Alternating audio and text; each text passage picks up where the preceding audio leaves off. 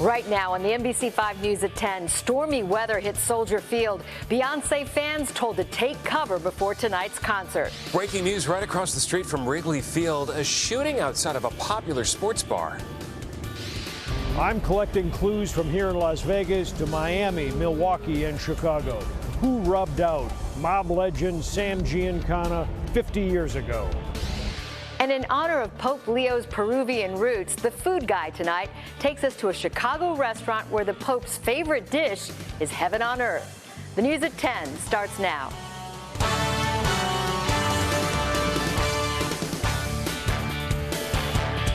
It is 10 o'clock. Good evening. I'm Stephen Holt. And I'm Allison Rosati. The weather demanding our attention all day. First, record-breaking heat, then came the tornado watches, and tonight, severe weather moved through, and we watched conditions change quickly. This right here, take a look, is the hail and the rain coming down, pelting the driveway in Belvedere in Boone County. But then look at this. Stunning pictures tonight of a lightning strike. This was taken out on Lake Michigan, taken from Edgewater. Don't want to be anywhere near there. And Andrew Smith sent us this picture, a tree knocked down in Aurora, toppled by those powerful winds. And a lot of concern for Beyonce fans at Soldier Field tonight. Also, neighbors dealing with storm damage on the city's north side and in Skokie. But we want to begin our team coverage with Storm Team Chief Meteorologist Brant Miller. And you spoke of hail. Take a look at this. This was captured up in Gurnee. You see the concentric circles here as this hailstone went up the updraft, fell down, gathered supercooled water droplets back up again. You can count the rings like an onion. Jack, thanks for sending that. This is from Bloomington. There's a quarter, and you see that gigantic size of the hail. John, thanks for sending that picture. Now let's go through some history and show you the evolution of this. There's the dry line. Cooler, drier air on the other side of the Mississippi River. All this stuff moving toward us. This is where we saw that hail up in Gurnee. It looked like, well, maybe it wasn't going to be that strong an event, but watch what happens as we got to the latter part of the evening. We've got a tornado watch in effect, and look at the tops of these, up to 50,000 feet in some places. That line moved through. Destructive winds, and a measure of how strong those winds were is a look at the number of customers without electricity. In our viewing area, close to 58,000 people in Cook County alone without electricity tonight. Thank you, Brent. Safety from severe weather was the reason organizers pushed back the start time of Beyonce's Cowboy Carter concert going on at Soldier Field. NBC5's Natalie Martinez live where Queen Bey's show is expected to start soon, Natalie?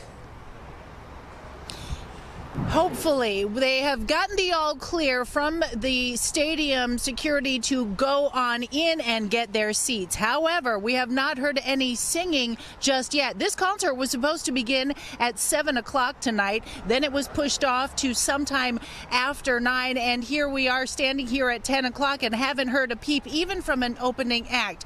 The show, though, must go on.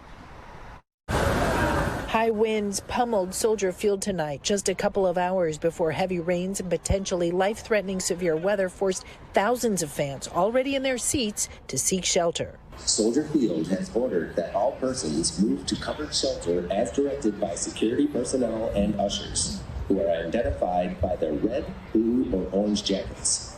Please remain calm and move quickly and quietly as directed. You will be notified when the all clear has been given. Then at about 8:30 p.m., a rush to get back in. The stadium said in a statement that our primary objective is to keep all of our guests safe and secure. We have vast experience in handling severe weather on major event days. Our severe weather plans are ready to implement if the need should arise. The hat is the plan. Tonight kicks off Beyonce's 3-night residency in Chicago, and these fans spent the day and night ready for anything. We're just going to try to take cover inside. We're just, winging it. Even as the sun was shining for most of the day, they knew to pack light. I think this is the backup. This is plan A, plan B. Using clear small bags, if any at all, because umbrellas are not allowed inside. And the stadium's bag policy adheres to NFL clear small bag guidelines. Late tonight, everyone back in the saddle for Cowboy Carter. Back inside, several of those fans under the bridge we're standing on, now they're inside. We're told it's supposed to be starting soon. There are 2 more shows on Saturday and Sunday. We're live at Soldier Field. Natalie Martinez, NBC 5 News, still waiting. Giddy up. Let's go. Let's get a show on. Thank you so much. Now to North Suburban Skokie. They've been hit hard with tree damage there tonight. Trees falling on cars and houses. NBC 5's Randy Gyllenhaal live in Skokie tonight to give us a look at all that damage. Randy? Yeah, pardon the noise, but we do have a lot of trees down in Skokie and Lincolnwood right here on the border. The tree crews are already out. Take a look at this one behind me, a tree falling onto this rental car here. A cousin had just come home to visit when winds toppled the main branch down. The worst of this storm sometime around 7 p.m. Both neighbors in Lincolnwood and Skokie reporting damage. Got real gusty, then a sudden burst of wind and lightning. Now on this block in Skokie, one fallen tree had become a menace. It is the 5th and now hopefully final time it's fallen on the family's car. It was quite scary. Yeah, I mean, they just came home from softball practice, and 5 minutes later, I'm cooking dinner, and the tree is on top of the car.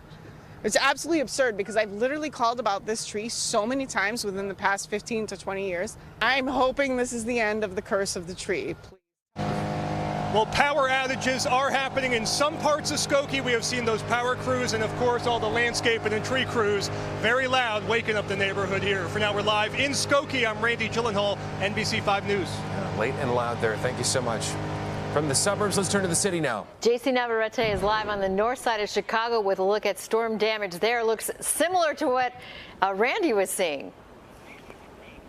Alice and Stefan, it's unbelievable. Take a look at this. The tree completely uprooted. I want to walk with Lisa here so we can show you the extent of the damage. This tree is massive. As I make my way over this limb right here, you can see how big that is. And if you're the homeowner here, you're considering yourself lucky.